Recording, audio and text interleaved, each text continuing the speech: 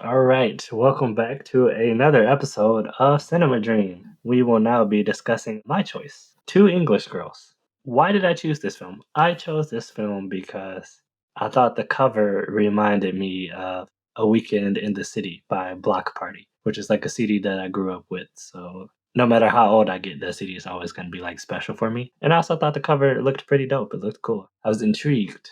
I was like, what is this? And it's old and the colors look beautifully restored. I was like, I'm going to watch this. That was it. That was the reasoning behind my choice. So I'd like to start with, I do want to add an addendum. We discussed Beyond the Infinite 2 minutes before I started with enjoyable, somewhat enjoyable, and unenjoyable. I want to add to that because I did say in our discussion, I kept repeating that the film was not a bad film, despite the fact that I said unenjoyable. I would put the film as somewhat unenjoyable. Like, I did not hate the movie. It's not a bad film by any means. It's just, it's not something that I would necessarily go out of my way to see. So I'm going to implement that from here on out. So for Two English Girls, MadKat, would you say this is enjoyable, somewhat unenjoyable, or unenjoyable?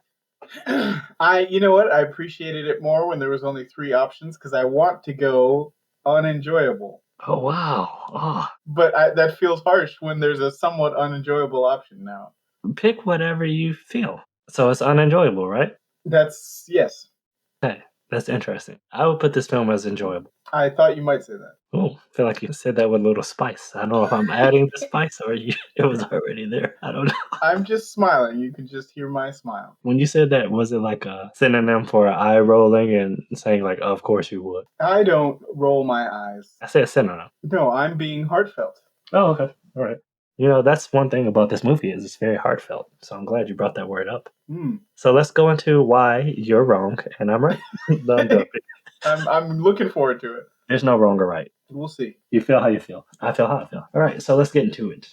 Two English Girls. What's the first thing you wanna touch bases on for the film?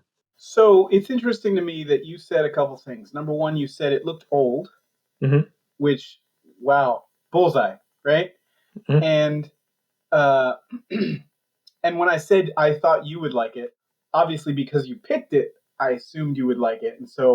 And I've told you this before that when I'm watching a movie, it seasons the experience depending on whom I'm watching it with. Mhm. So I tried to imagine I was watching it with you. And as I was watching it, I was looking at certain scenes and I'm thinking, is he getting something like I was imagining as if we were watching at the same time, parallel, you know? And I'm thinking, is he getting something out of this scene that I'm not? Right? What could he possibly be getting? What would he be? I would look over to the other opposite end of my couch, imagine you there, smiling, thinking, what is he smiling about? Well, your imagery is already off because I'm a real motherfucker. I don't smile. But go on. Real smile. Uh, because so many things in this movie, like I feel like I'm pretty open minded. Mhm. I can be in an experience. I can be with people that I don't know, strangers in a strange place, and just try to imagine looking through other people's eyes who would like this, and I Yeah. can usually come up with why, and like it vicariously. But I'm watching this movie, and there's so many times, like especially in the beginning, like towards the end, it gets to be the old timey melodramatic French movie that I expected it to be. Mhm. But in the beginning, there's all this stuff that happens, and I'm like, is this building up the suspense for some big event? And it doesn't. Like there's the thing about him falling out of the tree when I don't know if he's trying to impress the kids, Yeah. and so he's in this. So upside down on this like swing set, he's just like on like the monkey bar part. Yeah, and that was done really bad special effects wise, but it's really old, whatever. But then he clearly, like they cut to him just sitting at the bottom of the playground, holding his knee, and then he's in crutches, right? Yeah. And so then he meets the first girl while he's in crutches, and it's like, this is Anne, and he's like, oh my god, I saw her and she was beautiful, and it was weird because, and I don't want to nitpick the movie too much because I know people experience and make their decisions based on emotions, right? And if they are experiencing bad emotions, they're gonna find little nitpicks that make sense for them, right? Well, I mean, as long as they're valid, the keyword is valid. As long as they're valid criticisms. So here's what I would have thought. This is what I like doing. Like, how would I have approached this? Number one, there's this reveal, where she's wearing like a veil, and when she lifts the veil, you hear his thoughts on how beautiful he is. It's almost like he says it's love at first sight kind of thing, right? And so when she lifted the veil, I was like, first of all, why does she have a veil? Second of all, she didn't have to lift it. She looks the same with the veil on or off. It's not like, so it was a weird just scene. Mm. But what I would have thought with the crutches is that he can't go anywhere, right? So he's stuck in the house, and so maybe the mom has to go to work or go pick up, do all the shopping, do whatever stuff that he was supposed to be doing, and he's like bedridden, right? And then the girl is there visiting, so they get a lot of alone time in the house that they wouldn't normally because they're supposed to be touring Paris or whatever. And so even the mother is like, "Oh, I'm sorry that my son can't show you Paris," right? So I thought there was going to be a lot of that where it's like they're alone, but for a seemingly okay reason, so nobody suspects, but they kind of have longing looks at each other in the dark, behind closed doors. No, the mother says, "Hey, I'm sorry he can't show you Paris." And then like the next scene is them walking around Paris. Yeah, she urges him to get up and go. Yeah, but I felt like the crutches was leading up to some kind of justification for some tension or suspense, and then the crutches are a plot device that are almost immediately thrown away. I think it was more so to mirror the dichotomy between how his mother had a leash and how their That's mother had a leash with them. that's exactly the kind of like highfalutin answer I was looking for when I was imagining you across from my couch, right?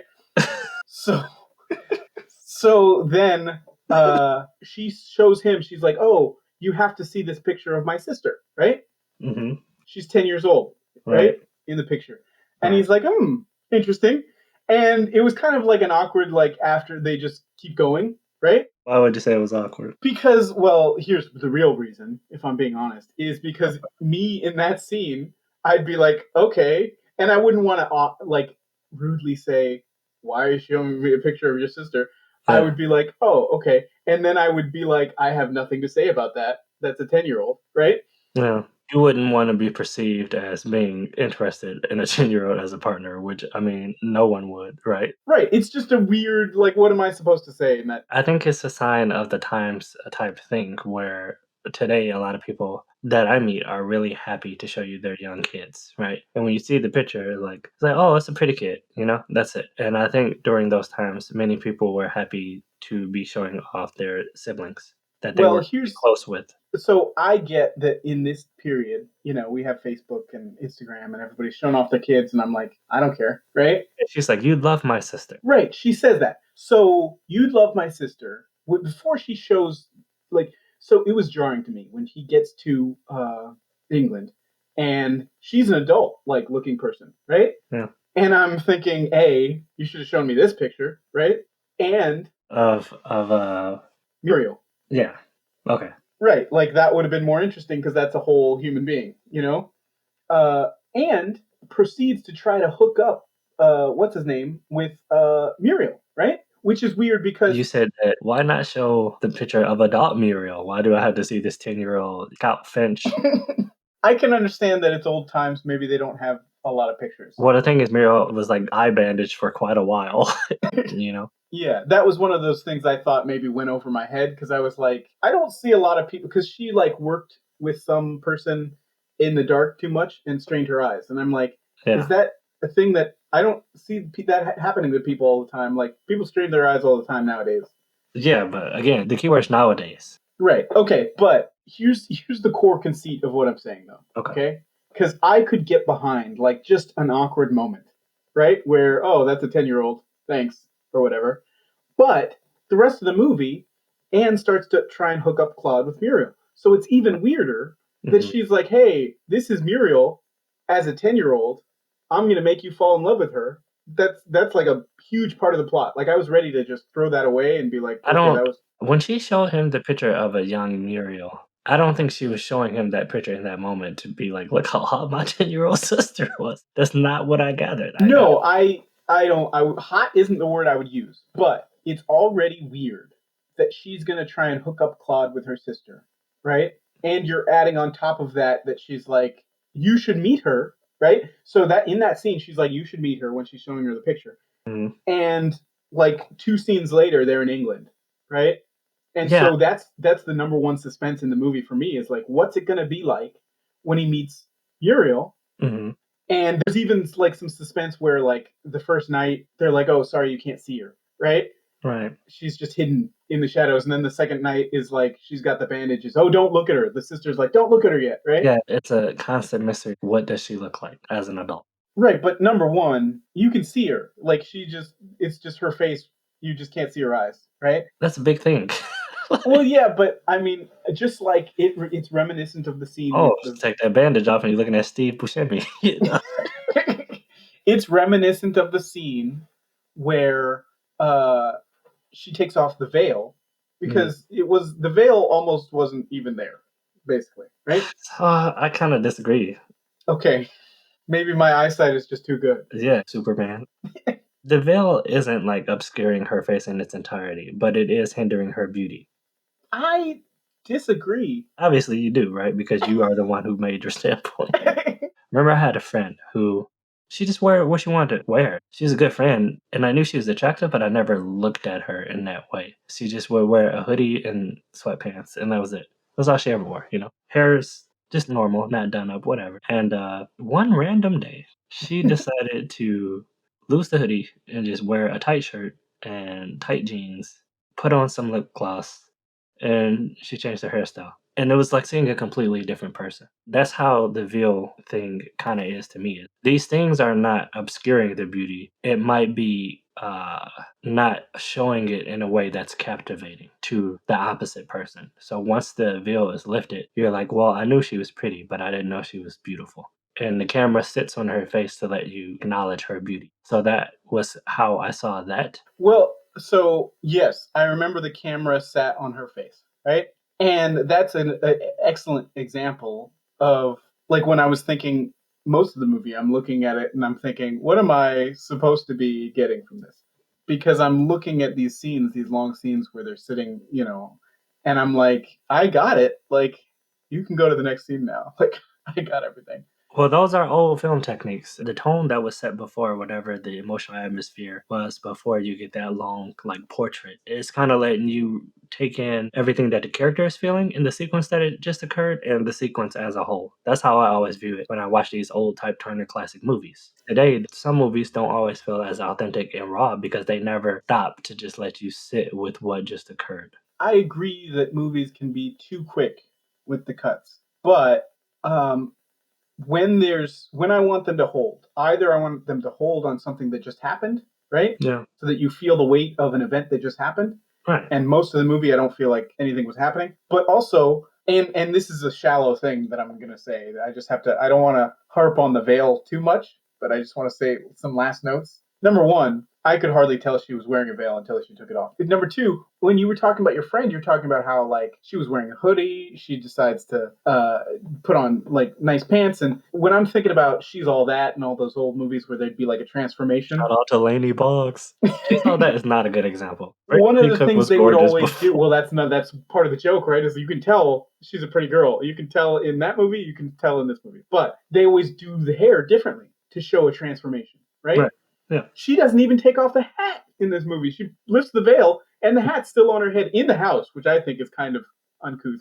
But so, I just wanted to say your friend sounds like she did a lot. There was a lot more differences to point out than in this movie. Her body, obviously, yeah, I noticed. The focal point was the face because I just saw her in a different light. Yeah. There was a reasoning as to why she did that, but she was shocked that everybody was like, wow, you look amazing because we just weren't used to seeing her like that. Okay. So I have a question. Go for it.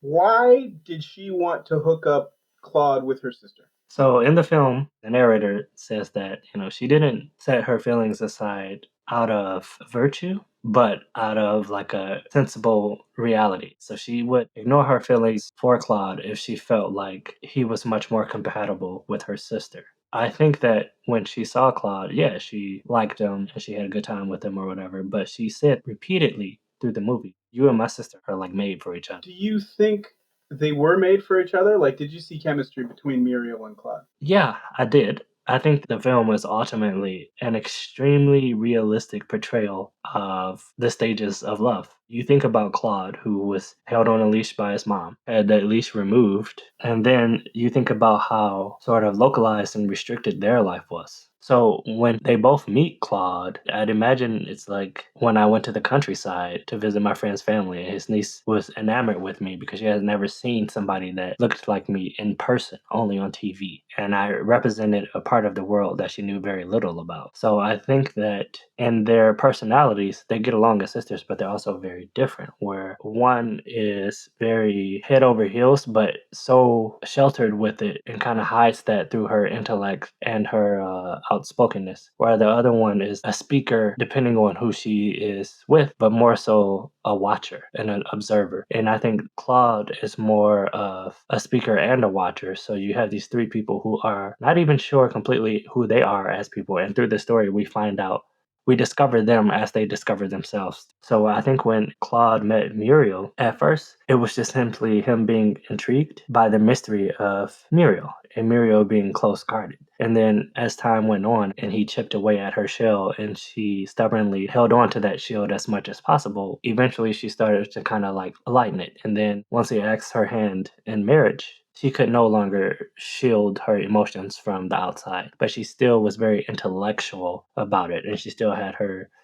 religious beliefs, if you will. And when the mother stepped in and they were like, hey, you guys are young, go away from each other for a year, discover yourselves, and then if you still love each other, find out until then. And then that's when we get Claude going out and becoming an adult, whereas the girls are still restricted to their area, their small, confined house on the sea in England. And Claude, mind you, is kind of serving as a broker for paintings and art galleries. He's meeting all of these women. He's discovering what love and sex is with women, and he's growing as a person. And the Claude that he was before, that innocent Claude, is now slowly disappearing, right? And then once you have the year that passes, he's like, I'm not who I was before. He's telling himself that as he writes the letter to Muriel. And he's like, my career wouldn't be fit for a wife such as you and me being a father. It just wouldn't work. So in reality, I'm kind of doing you a favor. I'll continue to write you because you're affectionately my sister as you've always been, not biologically, obviously. But it would do you well to not write me. And then she's heartbroken because all those experiences that he just gained that changed him, she didn't get any of that. She had her sister and her mother. That was it. Whereas Cloud was just going around town. And when she is heartbroken by this, shout out to her, the actress. I can't remember her name, but all the faints that she did, I was like, these are 10 out of 10 faints right here. Just funny as shit. But she's hurt. She's destroyed because, as she says in the film, my world was you. I had nothing else. There was nothing else to me but you, Claude. And his world expanded significantly. So that's a long ass way to say that, yeah, I did see them as compatible. Now, me personally, as a viewer, I liked Anne much more than Muriel, to be honest. She was more likable. In the beginning, I saw them as compatible, but by the end, I think it worked out in a manner that was unfortunate for some characters, but logical in the grand scheme of things. I had to come up with my own ideas because I didn't understand why the characters were doing the stuff that they were doing, right? Yeah. Can you give me an example? Well, I came up with two possibilities. Why? Because I didn't see the compatibility that you saw. Mm-hmm. So came up with two possibilities why it would make sense to me that Anne was trying to matchmake between Muriel and Claude. Okay. I was thinking, A, maybe Muriel is just so gorgeous and everybody loves Muriel that she had like this inferiority complex. She wouldn't want to fall in love with Claude and just to have him be snatched up away, just like all the other men in the village or whatever, right? But then you meet Muriel. Mm-hmm. Okay. And that's not possible. Yeah. So then I thought maybe Anne feels bad for Muriel because Anne is kind of more outgoing and can talk to people, and Muriel is more introverted, And so maybe Anne feels like, well, I could have any guy, but Muriel needs somebody, so maybe I can dupe this Claude guy into being with her. Those are the two things that I came up with. Neither of them. Yeah, I was going to say, you missed the mark. Well, I still don't quite get it. Why she was so adamant about them being together. Yeah, because Claude gets there, and Claude doesn't seem interested in meeting Muriel that much at all. I mean, how could you be initially the first, 2-3 days? You're intrigued But Well, he didn't even seem as intrigued. I felt like I was more intrigued with Muriel than he was because the sister is like, "Don't look at her yet," and he's like, "Yeah, sure, that won't be hard. I don't care." Right? And then like he's talking about her, but he had that thing with the reveal and the veil, so it seemed like he followed Anne, and so it seems like if Anne hadn't butted in so much, Claude and Anne could have been fine together, but Anne ruined it all. And there were scenes where it seemed like it was this big like love triangle tension thing where it's like, who's he gonna go with? And I was like, he should clearly go with Anne. And there was the scene where they're playing like charades, right? mm, Which is I so it which is also a great scene to discuss how old the movie is because the old dude was like, "You have to kiss Anne through the chair." well there is that didn't bother me because he was old and weird, but Why you gotta be weird? You seem like a normal dude. okay, honestly, I'm gonna be honest. Okay. That did bother me because I was like, "What the heck is that? What are you trying to do? Like everybody sees through you, old man. This is not a very I think you keep viewing this film. through a modern lens." Yes, I do. And it can be hard because that's my issue with the first Blade Runner. But when you see, as an adult, young love, I remember going to a friend's bar mitzvah, and I had never been to a bar mitzvah before. And I was the only person at that bar mitzvah that looked like me. And he was one of my best mates. This was in the 5th grade. And I met his cousin, who was maybe 2 years older than me. I thought she was pretty. I was fond of her, but it was very playful. It was like a playful attraction. Hmm. And how she looked at me, I didn't realize it at the time, but she liked me. And the adults could see it. So they just kept like having us do all these activities together or whatever. And they were like, "Oh, you should go play with her. Oh, you should go play with him." And they were kind of like egging on our lighthearted attraction towards each other. But it was something done in like a pure sense of youthful affection. So I don't know if I'm explaining myself well, but there were no ill intentions on the adults' end. Well, I didn't even look at it that way. The way you're talking about it Yeah. is weird because Well, because you say he was a weird old guy, and I was like, why? well, here's what's weird to me. There's probably a couple things that are weird. And I'll start with the smallest and first. So he does the thing where he's being a sailor, right? Okay. And that was weird to me because he was so like calm, like he's Data or Spock or something. You're playing charades; it's supposed to be fun. But then Anne comes up and is like, "Oh, you're a sailor," when everybody else got it wrong, right? But she guessed. Yeah. And she came out of nowhere. She seemed like she was like in a different room, right? Hmm. And so everybody was like disappointed that. And then the old man comes up and he's like, "Oh, you must pay a forfeit," right? Yeah. So I was like, forfeit? What the? Why? And I understand, like maybe the 1970s rules for charades might just be so far above me, but why should he forfeit? Like I don't understand Yeah. that. Like the game design of this scene is weird to me. Yeah. And of course, I understand that it's weird to me that they're gonna kiss through a chair, All right. right? But the weirdest part for me, and what you're saying is that like you've actually experienced, which was more than I gave the movie credit for, Hmm. because the idea that they're being pushed together, Anne and Claude, right, Yeah. is something I could see, but something I had assumed was done from like the writer meta movie standpoint. Hmm. I wasn't actually considering that the adults actually thought this was fun, right? Yeah. And it just goes to show like Claude and Anne could have been fine because there's that moment where Claude looks back at Muriel, right? Hmm. So he looks back at Muriel, which I thought was weird because I was thinking he shouldn't care about like what it doesn't matter, right? You're saying that you think he shouldn't care about what Miro thinks. Well, because when I was watching the movie, like I said, I didn't see the compatibility with Muriel that you Okay. saw. Okay. Like they had the scene in the rain where they're doing the push and pull sitting thing, Yeah.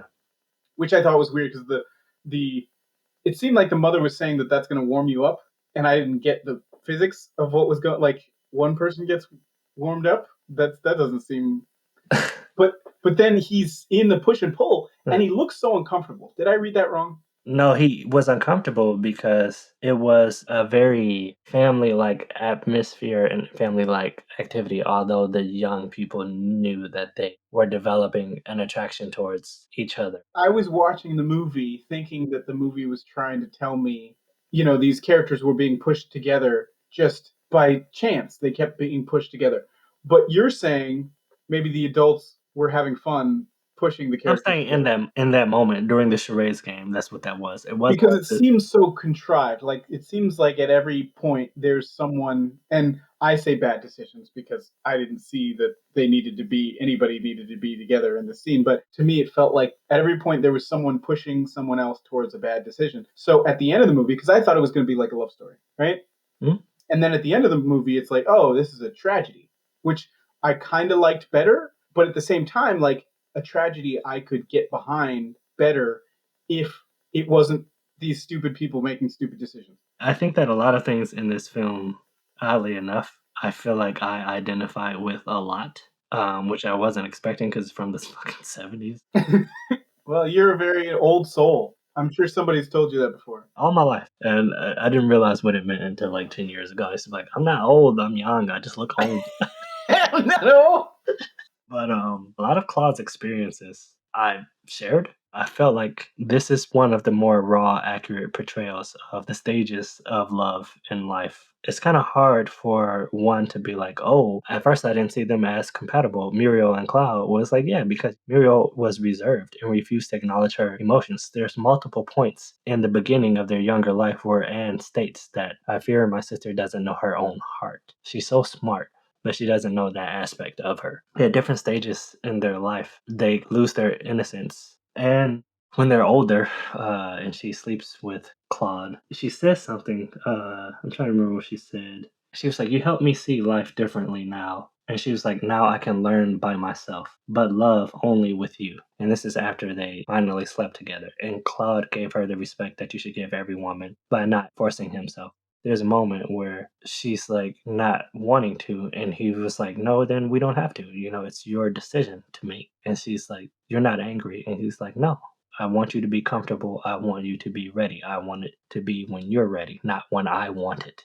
And after they do that and they part ways, and she says that thing about her learning to learn alone but loving only with him, she continues to grow. Each character continues to grow from their experiences, and she kind of adopts his idea of love and how love should be free. And one of the greatest things about love is curiosity. The curiosity that he had with Anne didn't come until the later stages of her life when she was an adult, but the curiosity with Muriel was instant because Muriel hid so much. So it was captivating. It was a yearning. It was a desire to explore this woman, to know who she is. And it was a struggle for Muriel to stubbornly ignore the rising emotions that were very confusing to her as a youth. All while Anne decided to discard how she felt in service of her sister getting the person that she saw ideal for her. So they are kind of going through this really like frantic, constantly shifting situation. So when Anne and Claude do meet back up, Muriel still doesn't know that they slept with each other, but Muriel is now struggling because, as you remember, Claude rejected. Initially, he was the one who asked her to marry him, and she rejected and said, but wait, I want you to know that it's a no, but it's a temporary no. Just give me time. And then when he left, he was emotional, she was emotional, and then they separated for a year. He grew. So when Anne comes back and returns, even before that, before Anne slept with Claude, Claude wrote Muriel a letter after sort of growing as a person. And like I said, he's like, I'm not going to be the best father or husband to you because I have this career that I'm trying so hard, and I wouldn't want to do that to you. But you're always going to be my sister, and I always love you, and I will write you, but I recommend you discard me because essentially the anguish would be too much. So when she gets this, she's dying. If something is your whole world, and then what essentially is your whole world rejects you, and you have nothing else, or you feel like you have nothing else, it hurts. It sucks. It sucks. And even if you try not to be miserable, time is the only thing that's going to dictate how long of a funk that you're in, right? What you desire is not always what you should get. So it hurts, and it hurt Muriel because it was for her first love. Sometimes you think you found your first love and you did, and sometimes you thought they were your first love and it wasn't. Like I said, time dictates love.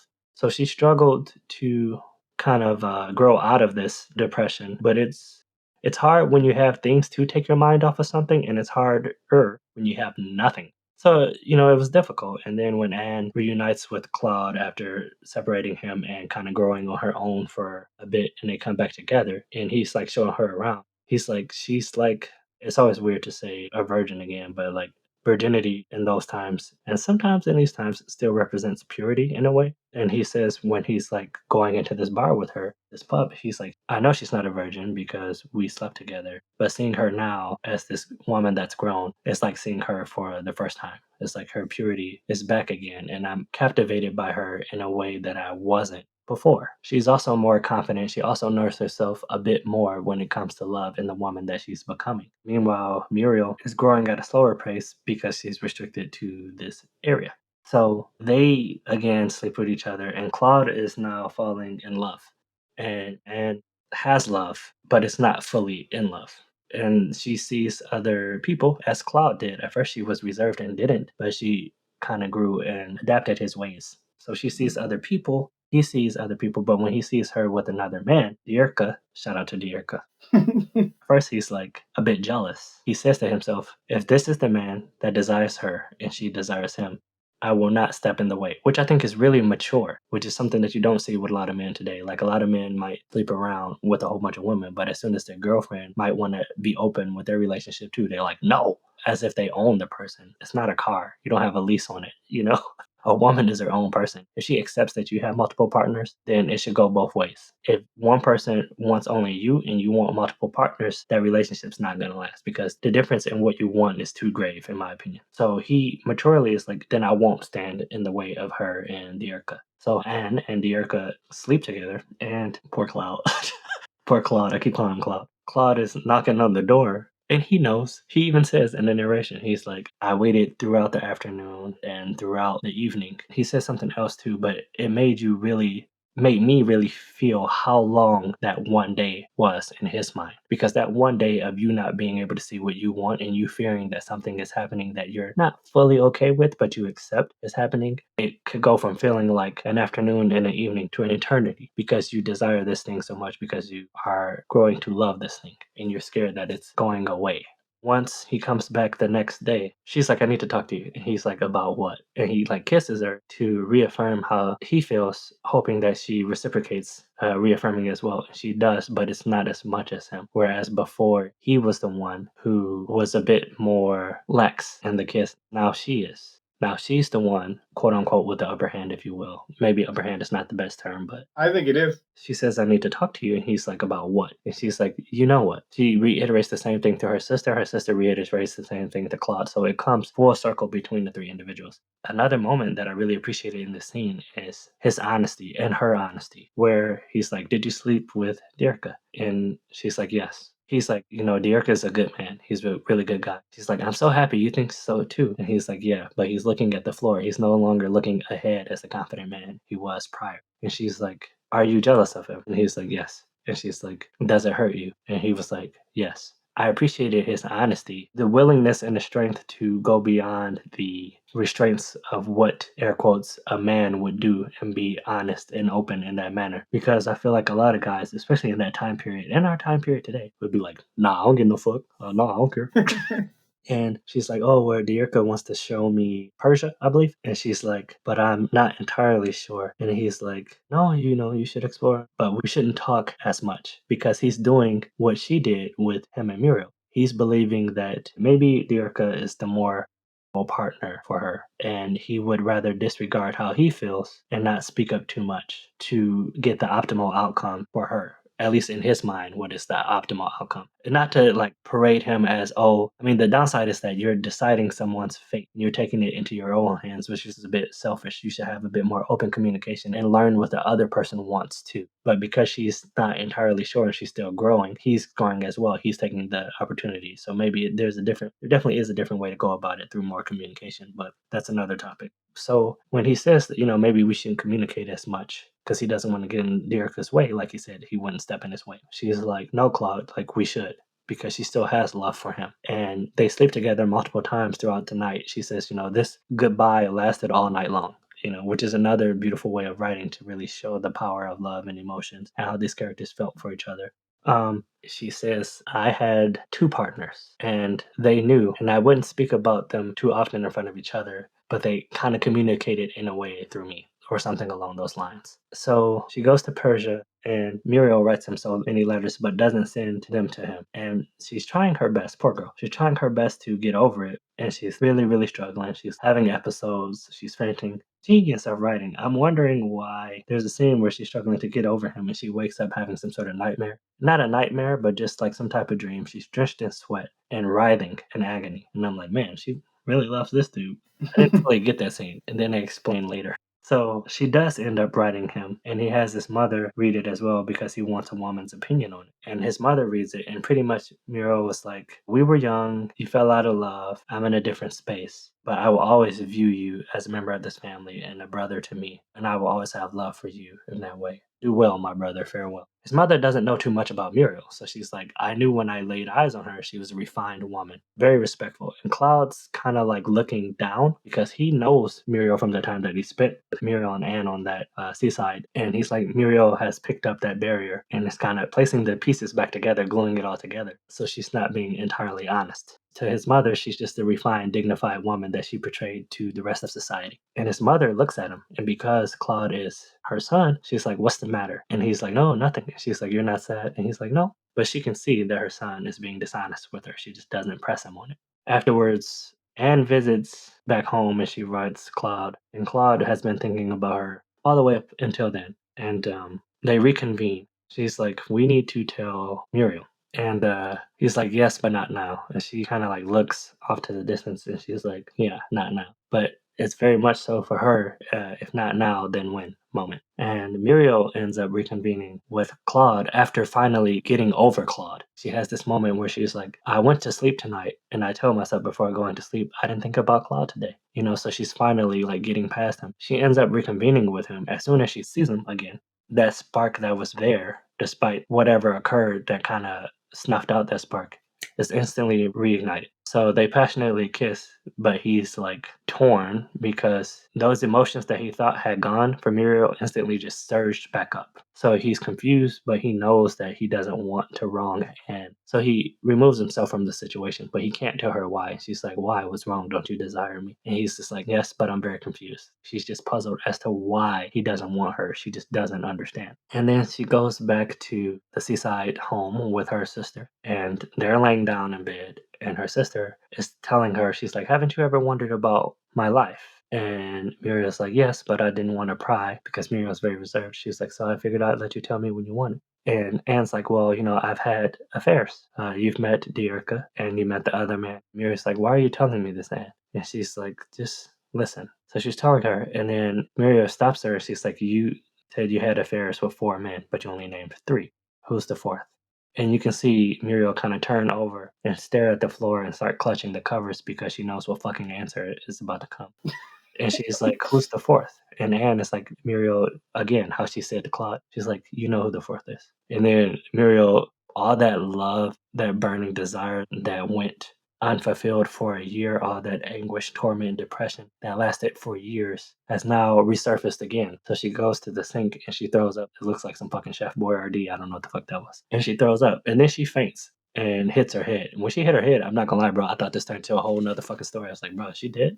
Yeah, that's what I thought too. I was like, oh fuck, no, Muriel. I mean, that would have been okay.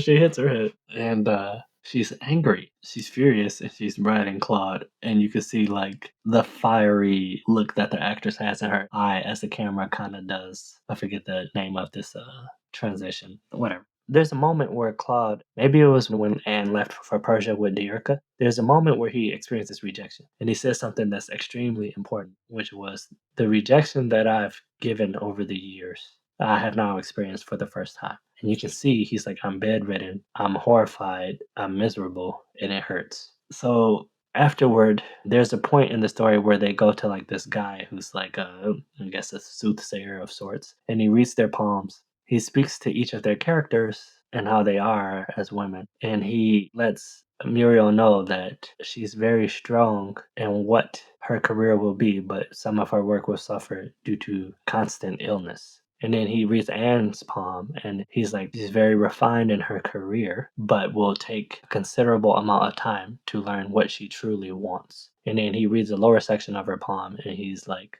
looks at her and he's like, you need to take care of yourself. and that's it, right? So it's like an omen. So Anne gets sick, and it's tuberculosis. We don't know this yet. But at this point, after Claude's depression of rejection by both girls, he gets over it and he writes this novel, which is something that he has struggled to do throughout the entire film. Funny enough, as he says, he's like, life throws like funny curveballs at you because the person that's in charge of publishing his novel is Diurka. And Diurka and him share a moment at the printing press factory, and Diurka is the more like outwardly honest, confident man. And he's like, I didn't like you at first, I'll be honest. And Claude looks at the ground and he's like, yeah, you annoyed me at first. And then they kind of look at each other and smile, and they realize that they're friends. They get along, but the love that they shared for the same woman. Before, Diurka hadn't been in a relationship in years, but he was so captivated by Anne, he couldn't help himself but approach her. But the love that they shared kind of like put them at odds as well. And now they're friends, and he's like, Diurka, he's like, have you heard about Anne? She's married. And Claude is like, no, she didn't go through with the marriage. She rejected him. And Diurka's like, why? And Claude's like, I don't know. Go find out and see for yourself. So Diurka does. And he finds out that she rejected him because she had tuberculosis and she knew that she was dying. And she didn't want to make him a widow. But instead of telling him that, she just pretended like she lost interest because she rather him have a hurt heart and move on quicker from her finding interest in someone else versus him finding potentially the love of his life and then her dying shortly afterward and then him being left alone with nothing but short memories.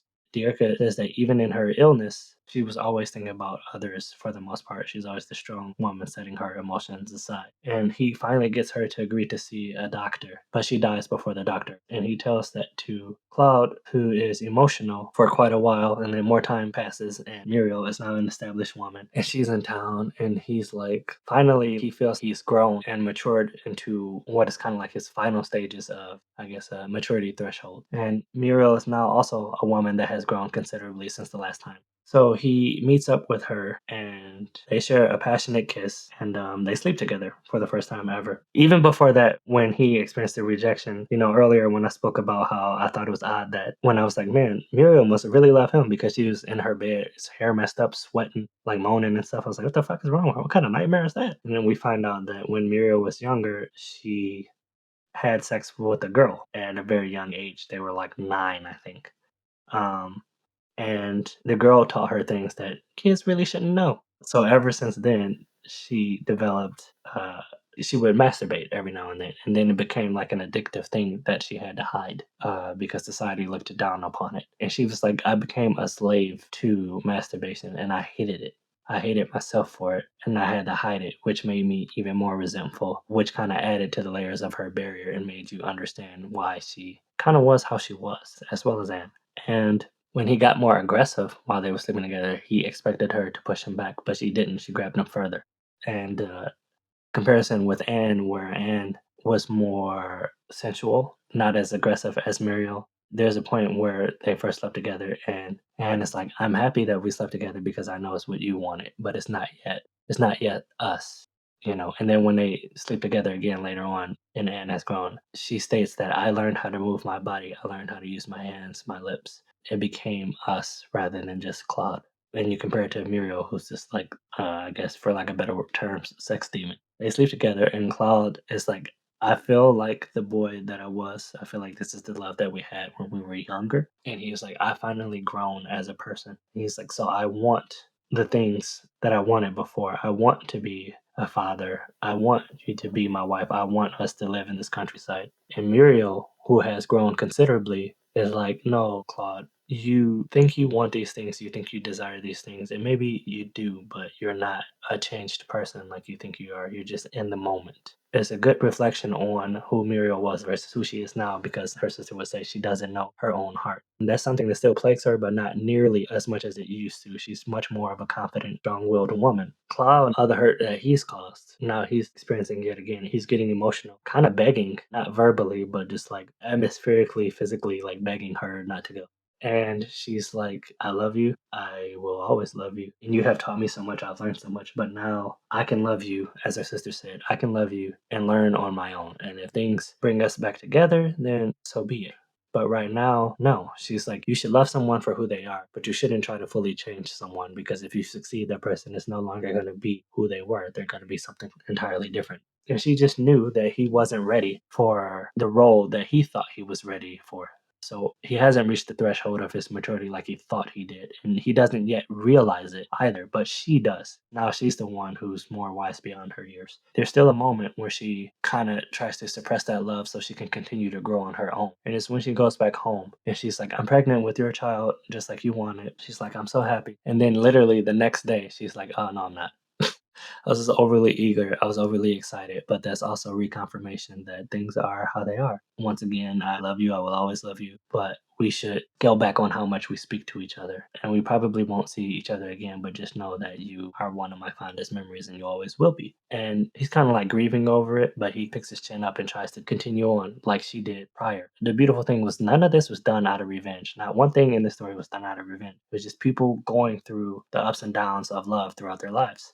And he continues on and he meets up with Yerka again, who's probably still his publisher. Years later, they're way older now. He finds out that she's married with a kid, and Cloud, much older, is walking around Paris and he's looking at all these young girls that favor Muriel, and he's looking at their hair and they're like, maybe this one could be her daughter. While he's a fond memory that she can look back on and think a lot of things but be grateful, her memory that day is still very much present for him. So it's something that he still desires strongly.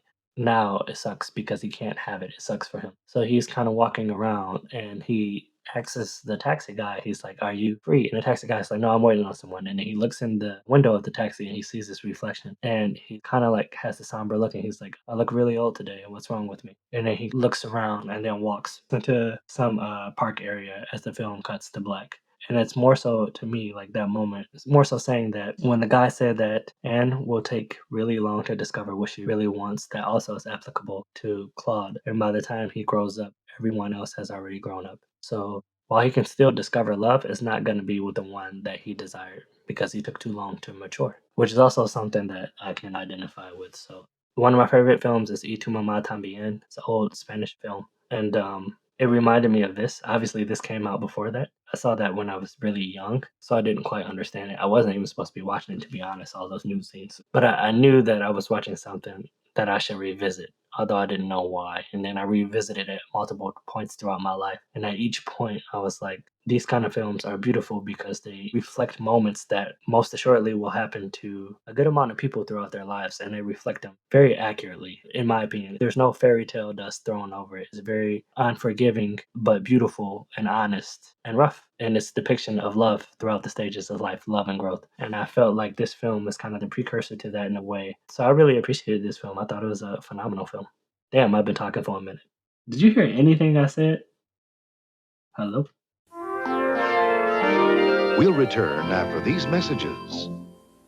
We had a bit of a funny issue where I was very confused as to why MadKat had not interrupted I or was made any letting you speak jokes. for a lot of that. Where did it cut off? I don't know where it cut off, but I stopped hearing you almost 20 seconds after I stopped talking. No, but I mean, where did the recording stop? Oh, I stopped it as soon as I finished Oh, because I didn't know if it was a me issue or a you issue. So I was like, do I need to restart my laptop? But yeah, MadKat's mic stopped picking up. but I wasn't talking that much anyway because I was. He wants to make it clear that he was being reserved and polite. However, I don't give him any credit for that because his audio wasn't coming through. But he is adamant about the fact that he gave me my time without interrupting much. How true that is, I don't know. I had the one revenge joke that nobody will ever get. I feel like I held the floor. I feel like I swept the floor and I mopped it, and then I feel like I went over it with some shining buffer. So you can take it away. So, just in short response, there are times in my life where I feel compelled to watch soap operas, right? Mhm.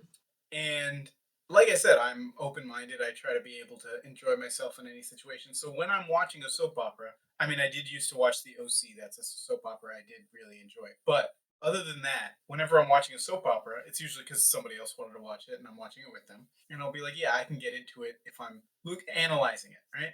And so I'm always trying to see the tropes and the rhythms, the formulas. How do they keep the story going when it's essentially like the same emotions running around in circles again and again? How do they keep throwing new stuff in so that the same emotions seem shocking, right? Mhm. And that was reminiscent of the feelings that I was getting when I was watching this movie, in addition to when you were going over it again, because yes, there is a lot of back and forth of like, oh, this person has changed now, so when they meet this other person, it's different. It's a different relationship, or oh, this person is changed now, but then the first person, is kind of backtracked. They're not as mature as the other person. Oh, but now both of these people, kind of they're going back to the relationship they used to have, and it's felt like a lot of back and forth. Like so many times, these characters could have gotten off the roller coaster and just been like, "We're not going to be in a soap opera anymore. We're going to live like a normal life." But they kept ramming into each other dramatically in such a way that I feel justified in saying was okay. So every once in a while in the movie, you were talking about honesty, how Claude was honest and communicative, and that was impressive to you, and it was nice. I can appreciate that. There was also when characters were being blunt and honest about relationships like that, I chalked it up to like they're French, and this is a French movie. The French people have a better way of communicating about love Oh, something. Go on. and I don't know. I just felt like there were a lot of scenes, like whenever he was talking to Dierka and about Dierka and the relationship between them and here and being I less. love that scene, dude. Yeah, I like Dierka because he wasn't as drama filled as everybody else. At first, I saw Dierka and I was like, I'm not gonna like this guy, and Mm. then I liked that guy. He was my favorite character. If in case you were gonna ask, it was Dierka. So maybe it's immature of me to complain about some of these trysts and meetings where everything's like they have sex or they reject each other and it's so bad. Maybe it's immature of me to say like just don't do that because there's the scene at the end where Muriel and Claude they finally get together and in the morning he's like you got me, let's get married, and she's like shh, I gotta go, right? And I'm like, well, if you were just gonna leave, don't do that. Or do I don't sleep with them? Yeah, because that's the thing about sleeping with people, especially when you're young, is that people don't think they're gonna catch feelings, but they Well, it catch. was it was it was something that both of them needed to fulfill. Maybe it's something both of them needed to fulfill. But then, what's his name? Claude's sitting there like, that was great. I want that for the rest of my life. And she's like, no, I was always gonna leave. And I'm like, you could have just left then. And now for the rest of his life, just like Anne, I don't want to say basically rejecting him, but because she had tuberculosis, right? Instead of being honest, just like he was to her, she was all cold and unfeeling and kind of manipulative by not telling him. I think to lose someone because you believe they lost love is difficult. And that's what she forced him to believe. But to lose someone to an illness seems much more unfair. And the sorrow over a death of a wife or a husband, whichever, to tuberculosis or cancer or a heart attack or whatever, just like rouses this like seething anger because it's something that you just Yeah, struggle to understand versus someone falling out of love and you being hurt but getting over it. When you lose someone in the other manner, it's a hurt that stays. there would be a lot of soap opera emotions, right? But on the one hand, It feels like you're it feels difficult to kinda I'm not interested in challenging you. I'm very rarely interested in challenging anyone on their opinions, but it feels I'm having a difficult time because I don't need to relate to a film to enjoy it, but it does enhance it. And it's weird because I don't know your life experiences to this degree, nor is it my business, but it feels that maybe there's no easy way to say this. I don't know how to say it, so I'm just going to say it feels that maybe the more love aspects of your life are not as broad. Love has lots of layers to it. So maybe the layers that you have endured, I haven't, and the ones that I have, you haven't. that's very wise of you to say. Am I kind of making sense? Okay, so number one, if somebody were to tell me that I was lucky in love my life, I wouldn't argue with them. However, I think there are things in movies that I can relate to, Okay. and that's not always to me a good thing. Like I might see somebody do something dramatic and think like, I knew somebody that did that. That sucks. Like, don't do that. So just because I might relate to something in a movie doesn't mean I'll like it. This movie, it's hard for me because there are scenes that I can point to, the scenes that come up first in my head. I'm trying to respond to what you said. Mhm. the scenes that come up to me first in my head aren't necessarily the scenes you were talking about. Okay. But they're probably not the most important scenes. They're just the scenes, like I said, people will dislike something and then they'll look for reasons to, like logical reasons to dislike it so that they can prove their point, right?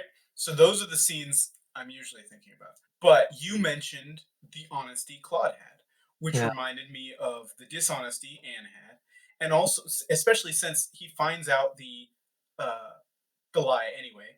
And if you look at it, because it's like she didn't want him to have short memories and go off with her and then her die and it all be for nothing. He wasted some good years on her or whatever, right? But if you look at the end of the movie, he's like lost and wandering anyway. So it would have been better to have those good years.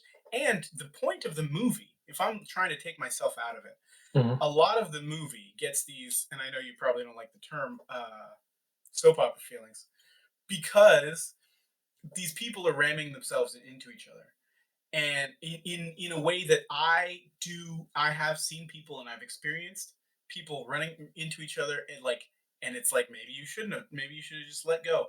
I've seen that and I can relate to that, and I've done the opposite too. I remember a girl, her name was not Nora Lori, and we Well, I don't know what were, the fuck does that mean. it means it means I'm not using her real name. That's the names have been changed for legal purposes. But I remember this other girl. It would be Juliet. I'll call her. Um, she was like, "Oh, what's going on with you and Nora? Aren't you guys going to do something, right?" But it was like at the end of the year, we were all going to move away, and I was like, "No, right? Like I'm not going to engage in that because it's going to be so short, right? Kind of like, well, no, I wouldn't say kind of like Anne because Anne was lying, and I was honest to all parties involved, right?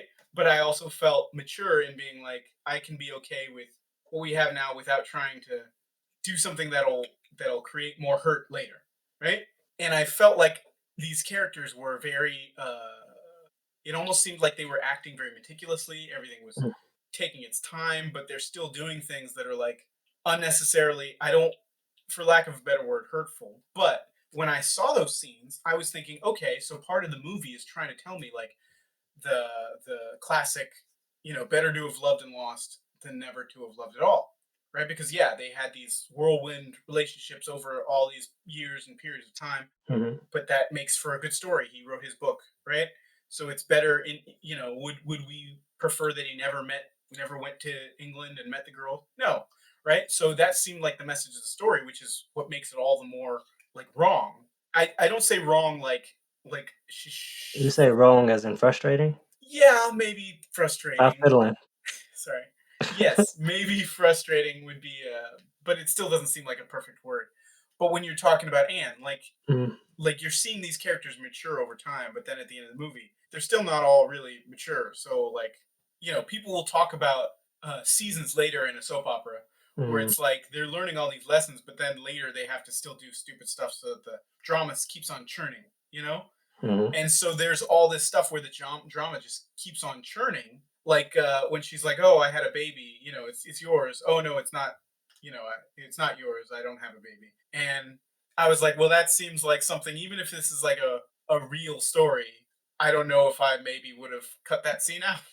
Anne did not leave Claude because she had tuberculosis. She left her soon to be husband because she had tuberculosis. She left Claude when she knew in her heart that her sister still loved him.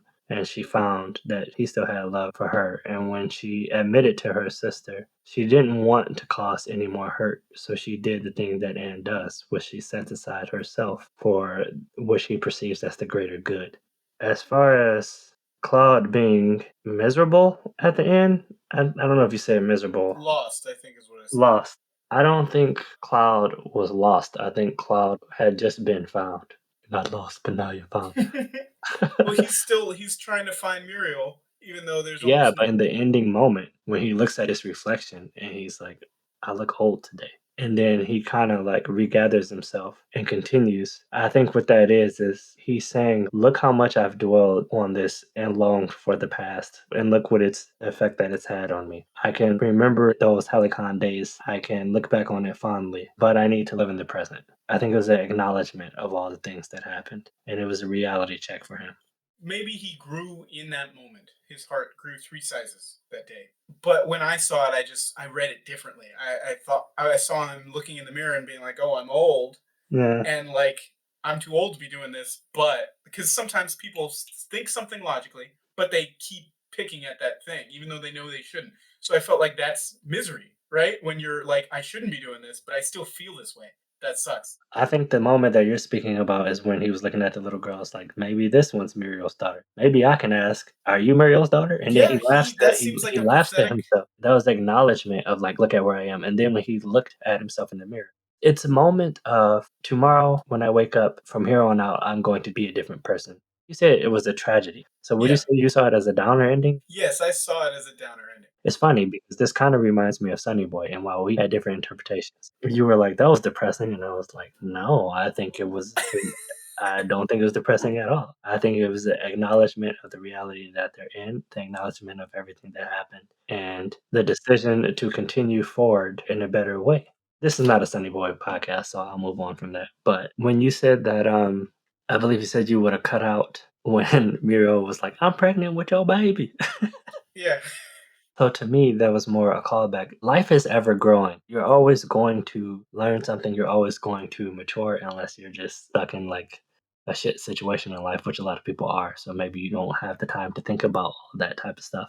The people that are not, the fortunate people, there's always a level of maturity to reach. There's never a level cap that you're going to hit, you know? So when Muriel was like, "I'm pregnant," when she stilled herself and told him that this was it, and she was so thankful for everything and that beautiful moment, and she'll always love him, and that love will never change, but she wants to go on with her life before her world was clawed. And finally, this was her letting go of that world and establishing a world for herself. This was her not living in the shadow of Claude, not letting Claude define who Muriel was in her entirety as a person. In a way, Claude was an addiction for her. I saw almost every scene in this film as just very honest. There's not a lot of romance films that I can say approach, in my opinion, the doldrums of life and love and sex as well, because I think there's a lot of meaning and emotion behind sex, and I think people kind of treat it with this callous disregard. I know I have at a point, but there can be so much more to it when it's sex that involves love and not just, for lack of better words, fucking. You, you had a whole bunch of other words. I don't know how long this movie is. I should know, but felt pretty long because it kept coming back and rejoining these characters with these new threads. You know, the things that I go to in the movie that make me think why I don't like it are the things that I'm like, well, you could have just taken that out and it wouldn't change that much. But I think the real reasons I don't like it probably has something, well, I can't be sure, but probably has something more to do with the characters and how, like, if it was, like I said, I went into it thinking it was going to be this romance and I was going to see some epic love story. And what I felt like I saw, you know how, like, if you're an adult, maybe one, the kinds of adults that think it's funny to make little kids kiss. Uh, if you're an adult, you're looking at kids, and you know how they say, "Oh, it's not love, it's puppy love," right? And when I was a kid, I hated that term. I was like, "I'm feeling real love. You don't know what's going on in my head. You can't." No, bitch, you don't know what's going on. But I used to be what would I was ready for those epic romances, right? And then I saw this movie, and I was thinking, this is the kind of stuff that I felt like those adults pointing to the kids, being like, "That's not real love. That's puppy love." That's what I felt like, watching the movie. So like a bit dejected. Yeah, like I felt like this, like I wasn't really rooting for anybody to get together, because I felt like their lives would just be like. Sometimes I'll watch a movie, like they have a couple movies where the two kids or one of the kids has a terminal illness, and so it's like we're not going to know each other for that long. We probably shouldn't catch feelings, but then of course they do, and it's like eventually one or both of them dies. But Yeah. it's great that they got their time together, right? And it seemed like there were a couple times in this movie where I was like, "A, you don't have to like if it's gonna be too hard, you don't have to deal with it. You don't have to be like those other movies. The job of that movie is to be like, even though this is a bad situation, you want them to be together." And I was watching this movie and I was like, if it's gonna be this much trouble, like probably my favorite part of the movie is when the adults are like, just stay apart for a year and see how it goes. See if you guys, gravitate towards each other again. And I was like, that sounds very wise, because I'll be anything I want to do, whether it's watch a movie or eat something. If I just spend time not doing that, sometimes I'll realize like, oh, I didn't really need to do that, you know? And so it was a little frustrating, your word that you gave to me, thank you. Later, when they come back and they're like, hey, you know what? Maybe the adults were right. We're good. But then they keep bashing into each other, kind of like, I feel like you kind of missed the point because you said they came back and they were like, "Hey, maybe the adults were well, right," because but like, what? Claude was like, hey, I'll always be your brother. Right, but So like the thing is the layers to it. What led Claude to get to that? He experienced what the rest of the world has to offer. So in Claude's mind, maturity with love has its stages. So just like when you were a kid and you were like, these don't adults don't know what they're talking about. This isn't puppy love, this is love. You didn't know what the fuck you were talking about. But in your mind, you did. In your heart, you believed you did. And the only thing that's gonna dictate the truth in that is time. And that's what we see at multiple points in the story is that time dictates how these people really felt and how they will feel and what is to come of how they feel. okay, so Claude does the thing where he's like, we're not gonna get married. I'm getting ass out here, girl. We can't be together. And then, Muriel's heartbroken about it because, like you said, she's got nothing else in her life, right? Which sucks. It sucks. He does. Uh, and then Anne comes and goes and visits Claude, right? And it's not, like you said, nothing is done out of revenge. It's not out of spite. It's not to hurt her sister later when she's telling her sister. But it's also like, you don't need to do any of that. To me, what it might be is that people excel in different percentage levels at mind versus heart. And I think that when you're on the outside of an experience, it's 100% easier to look at something in an analytical way because you're removed from it.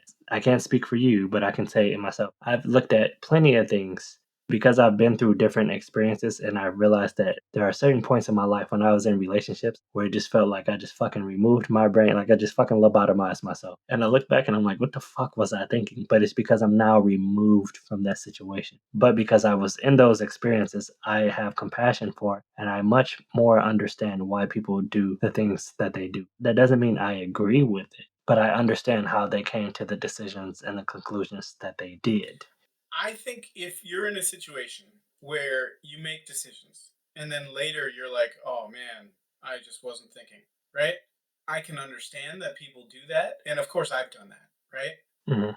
But whenever I've done that, I've wanted to sit down and be like, now, what lessons should I learn so I don't do that again, right? Mhm. So when people do that, it's not to me, it's not like, oh, I don't appreciate where they were in that moment. It's like they didn't appreciate where they were in that moment. You're like saying like learning from your mistakes pretty much.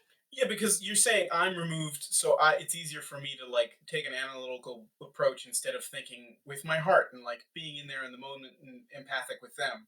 But usually when because I maybe I'm a weird person. I know I've done some crazy things for girls before, right? Mhm. And whenever I have, there's been a moment usually where it's like this is crazy. If I try to explain what I'm doing to somebody else, they are not going to understand, right? Mhm. And then I laugh at myself and I think as long as I can explain it to myself, let's go. I explain it to myself and then I go, right? So either I've had those situations where I was being stupid, and then afterwards I was like, okay, don't ever do that again. Be prepared so you don't ever do that again. Or I've had situations where other people might say I'm being stupid, those adults that are talking about puppy love and all that stuff. But it's like, yeah, people don't understand what I'm doing, but I'm going to do it, right? So I can understand both. And if I'm looking at this movie, I'm seeing a lot of scenes that are like, if they were thinking about it, they wouldn't be doing half this stuff. As opposed to scenes where it's like, oh, they're just so caught up, they need to do this. And it's like, I don't know, there's a difference to me between I need to conclude, these feelings. I need to find the key to this lock or the lock to this key. I don't know. Versus like I'm not thinking with my brain. To me, I can see them as two different things. And so a lot of in this movie, and I appreciate that maybe it's just because I don't have all the experience that you have, so I don't Maybe that's why I don't Well, gravitate to. I truly can't speak to your experiences. That's why I said I'm not sure. I'm not Well, aware. I'm saying, well, because you said you relate to a lot of the feelings that were going on, right? Yeah, eerily, yes. Oh. Right. So maybe you have. I'm fully prepared to accept that you see layers that I don't see. But when I'm seeing it, I'm thinking if I was in those situations, it's not hard for me to imagine doing different things. Yeah, I think that that's fair. I think not everybody's going to react to things in a certain manner. I've seen plenty of stuff where it's like, I would have did the same thing, and then I see even more stuff where it's like, this person dumb as hell. I wouldn't have did that shit. And a romance movie, as opposed to a tragedy, a Mhm. romance movie is supposed to. Well, I'm going to say what romance Yeah, movie you is was about to supposed to say be. that key word. To me, what I expect from a romance movie, like I said, is I'm gonna want to root for these people to be together. And the manipulative things, ways that most romances go about this, is they have either like it's from the perspective of the girl or the boy. So if they're like a insert character, self insert character, they don't usually have to be very interesting. And then it's like that gaze. Either you're the girl gazing on the guy, and so this guy is like this awesome, unbelievably memorable, striking person or girl, right? And so it's like, how do you not want to see them on screen more often? So you get this hot, Ryan Gosling or Zoe Deschanel person, right? And That's an interesting choice. and no, I mean she's in a lot of romantic comedies. I'm just Okay. so you get this person that the audience wants to see as much as possible on screen, so Mhm. that so that the main character who you're supposed to self insert yourself as is like be with them, go see where they are, so I can see them more. Right? You either do that, or which is harder but a better romance, you get two people that on screen just like feed off of each other's energy. So you kind of want Yeah, to see them together. You don't just want to see Ryan Gosling, you want to see like uh like a, Diane Keaton and what's that movie? Annie Hall. Is that what you're talking about? Yes, Yeah, I mean, yeah, I thought they uh, had good chemistry. yeah. No, that's a good. Anything with Diane Keaton is a good example because Funny she. thing, I never saw Annie Hall. I always wanted to. Oh. I just saw like a long extended clip, and I was like, "This movie looks good." Well, to me, I was gonna say anything with Diane Keaton, but to me, I think you could make Diane Keaton might be better suited for. And this is gonna sound weird, but like the Ryan Gosling Zoe Deschanel role, because I feel like she every because I've seen her in a lot of movies, and every movie she seems to be her, but she's electric. Like she's her own person, and you're interested in that character, that person, rather than necessarily that character or that situation, right? Because you want to see more of that face, those quirks, the comedic timing, and the cute laugh, right? Yeah, that's fair because it's very natural, but it feels like her. So yeah. Right, because I've seen her in movies where like maybe the guy, it didn't matter who the guy was, right? So in this movie, in Two English Girls, I don't think now this guy, the guy who plays Claude, Hmm. the director has used him before. He's like one of his stable of actors, right? Hmm. Which I can appreciate. Maybe he's attractive to certain film sentiments that are old beyond my years, right? The girls are interesting looking, but I never really felt like. And it goes back to what you were saying. You saw chemistry between them, but when you said you saw chemistry between them, you were like, "Oh, well, Claude was kind of early in his years before he experienced the world, right?" Hmm. And then later at the end of the movie, he's not. He hasn't experienced enough of the world to settle down, right? Which to me is troublesome because it's kind of breakneck and confusing, but also because to me I don't look at and maybe I'm wrong. You can tell me I'm wrong. I don't look at that level of maturity and like worldliness, like I've experienced this or that, to be the only factor in why I didn't think there was chemistry there. Hmm. Like because it was very analytical. Whenever I saw them, like you saw them playing as kids, they had the game and they were playing tennis and they were grabbing each other and they were picnicking, which is also weird because A, you're seeing them three at a time, and B, you're seeing them. A lot of those scenes were shot very distant, right? Yeah, capture the beautiful scenery. Right. As opposed to, well, yeah, the scenery is what I'm looking at, which is a very like Lawrence of Arabia epic movie type thing where I'm going to see a whole bunch of sprawling stuff and it's going to take over years, as opposed to very internal, personal in the like Lord of the Rings is an epic where you see over years and sprawling scenery, but it starts out in the Shire with very small houses and the little mugs, and like you get to be personal with these characters. You get to feel the chemistry between Bilbo and Gandalf, and you get to feel the relationships before you go on this. And when I was watching Two English Girls, I didn't get pressed into like these people need to be together, right? Yeah. Mm. And so I think that's the one reason. If I'm trying to diagnose what I just didn't get on the train early enough that these people needed to be together Yeah. to want them to be together for the rest of the movie, so that later in the movie when they're causing each other distress, I'm like, just don't. Do you think you felt annoyed by the characters? At the end, yes, maybe annoyed, especially Muriel. I mean, she lives longer, so it's easier to annoy people. I can also tell you, I see the caveman brain in me acting up because I did a little research on the director. Right, Mhm. the director made 2 movies. This movie is based off of a book, right? Okay.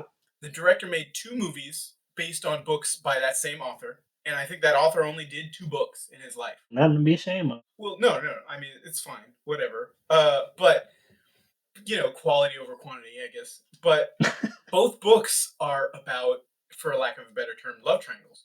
But the first book, like it's so fun when I see a movie and I'm like, how would I change this so that I liked it more? And I start getting ideas, and then magically I see another movie where it's like, oh, this is how I would have done it. It happened with Drive. I remember you like Drive, right? Yeah. And I was like, there's just something missing. And I saw another movie, the Place Beyond the Pines. I was like, oh, this is I never saw that one. well, it had what I felt Drive was missing. But this other movie that was based on the other book, Hmm. it's about this couple, and instead of one guy and 2 girls, it was a girl and 2 guys, right? Mhm. But the 2 guys go off to war, and the more I was learning about it, the more it seemed like maybe a precursor to the Ben Affleck, Josh Hartnett movie Pearl Harbor, right? Because they go off to war. Like one of them is in love with the girl before the Yeah, I war, but they're remember Pearl friends, Harbor. and My yeah. brother had me watch it. I don't know why he Was made me that Jennifer Connelly as the in nurse? Pearl Harbor. Yeah. Maybe I just feel Jennifer Connelly has that nurse face She's been typecast as the girlfriend of somebody important. because she's gorgeous and she looks homely. But she could be a leading woman. When she was younger, she got cast in a lot of roles like that, but that's neither here nor there. Go on. Anyway, so they go off to war, right? And then one comes back before the other, and it's like they're so sad. The guy, the girl, they get together, and then the other one comes back, and there's a marriage at one point. And there's a kid, and the guy that's not the father of the kid is like has oh, this kid gets along with me, and right. So it's a lot of that stuff. But the scenes in it that force them to get like ram into each other again and again are things like the historical events, the war and stuff that were like outside of their control. So it was like they were caught up in a storm as opposed to just like dramatic emotional events, right? Do you think that these people reconnected in service of the script, or That's do what it you think they felt like. reconnected in service of love and longing? That's I not what think I I mean, thought. you already answered my question. I don't know why I was waiting for an answer because it's like he answered before I finished. No, I know it was good that you finished because I wasn't expecting you to finish like that. I mean, this is simplifying, obviously, but you just have many issues with the structure. And because the foundation was shaky for you from the get go, you couldn't really support the finished product. Yes, that's probably yes. You didn't see the chemistry between him and Right. Muriel. If I had seen chemistry, I think it might have been a different You story. had even said in the beginning that I would think that he would go with Anne. And then by the end, you're like, ugh, and ugh, Muriel. So, and the only person that you had to hold on to was Diurka, who had maybe like what He three. was never overly dramatic, You don't. I mean, that's in a soap Yeah, opera. you don't see too much of him, but I feel like he's a Well, guy I that mean, can keep his cool. no, I think that's one of the things that separates it from soap opera, where I feel like every fucking character in the soap opera is dialed to 1,000. Whether it's the woman in love, whether it's the guy that's fucking cheating on everybody, whether it's the vengeful father who wants to take over the company and stares out his skyscraper with his hands behind his back. Like everything is dialed to 50,000. And I think one of many things that separates this from like what I would say is soap opera, again, they both have melodramatic elements, is that not every character is going to be dialed to 50,000. Diurka isn't dialed to 50,000. Claude, when he's young, at moments he is, but to me, that could be considered reflective of young love and new experiences. But as he gets older, he's a normal dude until he experiences the hurt that he's placed on others. And now even he is foreign to himself. If anybody was dialed to 50,000 a lot of the time, I would say it was Muriel. And that's just Muriel's personality, in my honest opinion. You know what I mean? Even when she's not sad, Muriel's very dramatic. And the way that her demeanor is, how she walks when compared to Anne, like it's just a difference in personality. And partly cover up the issues plaguing her with herself and then the distance between her and her mother. There are hints here and there where she is writing to herself when she's writing in her diary when she's younger, when she's like, tell mother that I love her more and don't argue with her as much. Try not to be as jealous of Anne. So Muriel is constantly at odds with herself and struggling to hide the things that she doesn't like about herself, all while appearing confident, where others can see, aka her mom and her sister, that not everything is as well put together as she would like them to believe. And she also feels frustrated because when they try to help her, it feels like pandering to her because she's already frustrated with certain aspects of herself that any bit of help feels like another acknowledgement of her faults. Is that what? Because I remember earlier on in the movie when Claude first comes to England, and the mother's trying to get them to go out, and Muriel's like, I've had enough. I don't want to go out. Just leave me alone." And the mother's like, "Oh, she's being so bad. She's being so rude that she's not taking out the guests." Is that what you saw? That Muriel was just getting frustrated with them trying to get her to become more of an extrovert, or because I didn't understand the outbursts. It could be that because Muriel's already sheltered and she doesn't have as much control as she would like, whether it be from her urges, her sexual urges, or her mother's concerned and caring, but kind of like over heavy handed, approach. I was thinking, like I said, in the beginning, I'm like, I don't know what you're doing, Anne. To me, the story started out. Anne was trying to push Claude onto Muriel, but Hmm. the secret is Anne and Claude should have just been together, and that was the simple key that they kept missing. That's what I was expecting from the story at first. So when Muriel's like, "Hey, stop forcing me to go out with this guy," I was like, just let her be. She wants to iron clothes. She There's a lot said of that my sister doesn't know her own heart. right, but that's exactly the kind of thing a matchmaker in these kinds of not these kinds of movies. But was she wrong? I mean, sure, she was right because they were young. Like nobody knows their own heart when they're young. You have to know the person, which their sisters that feel like they know each other pretty well. But you have to understand the line of when to push and pull. And her sister understood that line. Her mother didn't, in my opinion, which caused. Yeah, both mothers perplexed me. I mean, they was just moms to me. Because in the trailer for Two English Girls, the mother, one of the big prominent scenes in the trailer is that the Claude's mother Hmm. like reads the letter or whatever, and it's like, "Oh, do you think she likes the girl?" And she's like, "Nonsense. He likes them both, right?" And I'm like, "This is not. What's her angle? Like, Claude's mom? yeah, I think Claude's mom wanted him to experience love, but she also wanted him to experience life. right. That's exactly what I was expecting you to say. When he experienced love, both moms was like, all right, motherfucker, pump the brakes. Yeah, that's what got me. Is that like you guys? Everybody's pushing them together, and then when they want to get together, everybody's like, "Oh, that sucks." That wasn't jarring to me that they was like, all right, pump the brakes. It's like emo teenagers. I hate to use that term, but it's like, They were like emo teenagers. That's why I wouldn't want to play with kids' hearts like that. but it wasn't. I feel like you're looking at it as like this under this like malicious lens, and Well, that's what it felt like in the trailer. well, I can't speak to the trailer because I don't think I watched it. And then the trailer can do so much to change a film, Right, but even throughout the movie, and I realized maybe it was me, my feelings at the time, but the mother, Claude's mother specifically, Hmm. she Rest in peace. seemed what? Rest in peace. She That's seemed funny to you? she would prefer war. Go She was an ahead. instigator. She seemed very worldly and knowledgeable about things that was going on, and also nonchalant, right? Like, Mhm. "Oh, I can handle anything. I've seen everything. I get what's going on." And if she really got what was going on while all this bad stuff is happening, that seems a little malicious, doesn't it? I think that his mother was worldly in her world, in the sense that an aristocrat is worldly in their aristocratic world. Maybe it's just that I see aristocrats inherently malicious. Okay. I don't. Not inherently. No, man, I don't think anything even earlier when you were like, you said you're going to make kids kiss. No, I what? Not you, but in the movie where he was like, give her a peck through the chairs, right? Nobody forced them to do it. It was something that was like implied in a jovial manner. But I'm pretty sure if they were like, looked at everybody, it's like, we don't want to do this. Pretty sure nobody's gonna be like, fucking do it.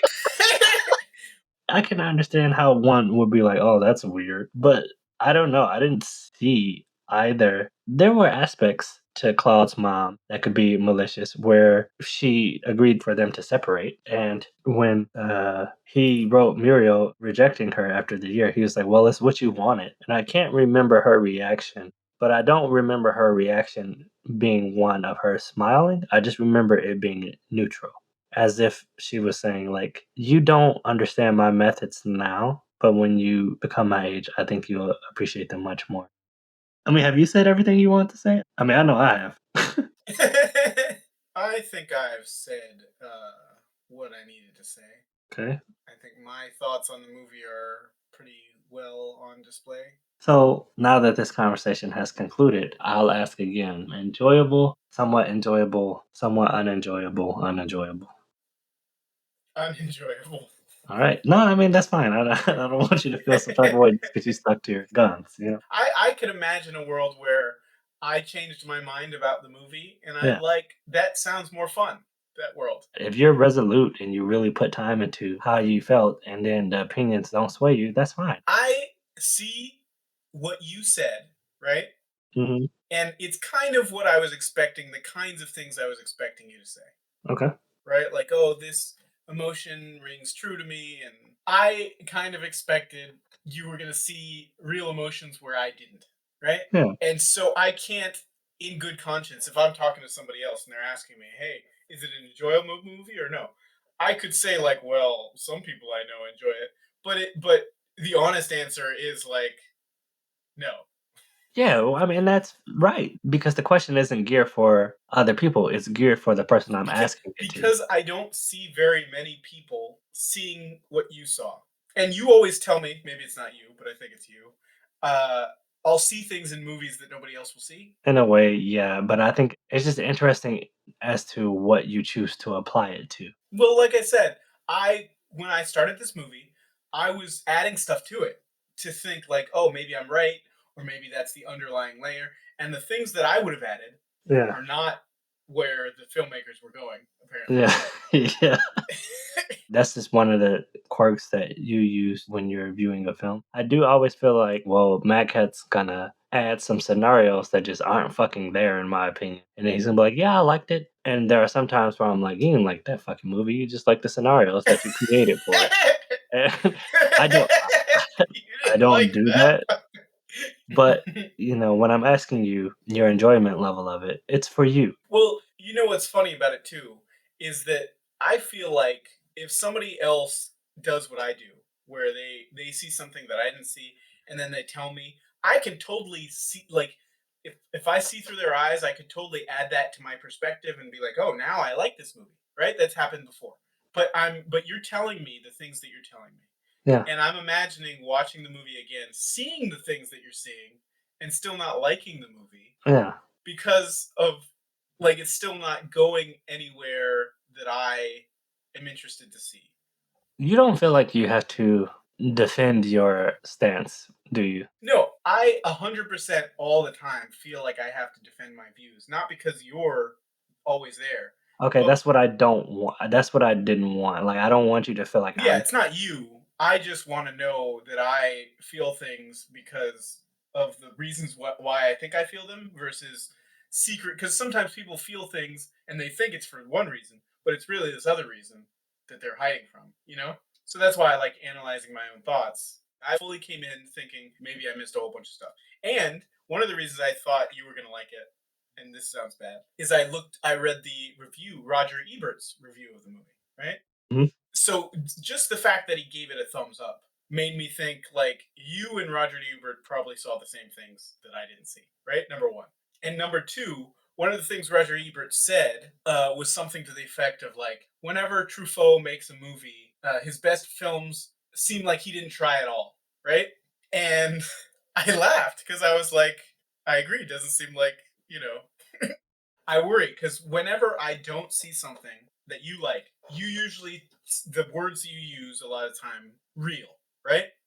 Mhm. And it makes me think, which is why I was talking about the other movie, Jules and Jim, I think is the name of the other movie where they go off to war and there's all these Yeah. external right? Mhm. And I was thinking, and Pearl Harbor, obviously a Michael Bay movie. So, and Michael Bay makes movies for not smart people most of the time, right? That's not nice. That's not that, but like, okay, not smart people, but like not people that want to be analytical during the movie. And so when I think about it, I'm like, do I just not like the real stuff in movies? Am I, when I'm watching movies, Hmm. am I not interested in the real? Is what I'd be worried about, you know? Okay. Because every time you see something in a movie I don't like, it's like, oh, it's real, and I'm like, oh, maybe I don't like real. I think I'm getting pretty close to what I know you won't like. And I'm gonna say, man, after I watched this movie, I was like, you're not gonna like this shit. Yeah, I figured you probably knew I wouldn't like it. I always say with things that are heavily based on interpretation, part of what you're gonna get out of it is what you're bringing to it. You always say a line that kind of fuels my thought process in regards to how you react to certain things. And that specific line is nothing happens or not much really happens.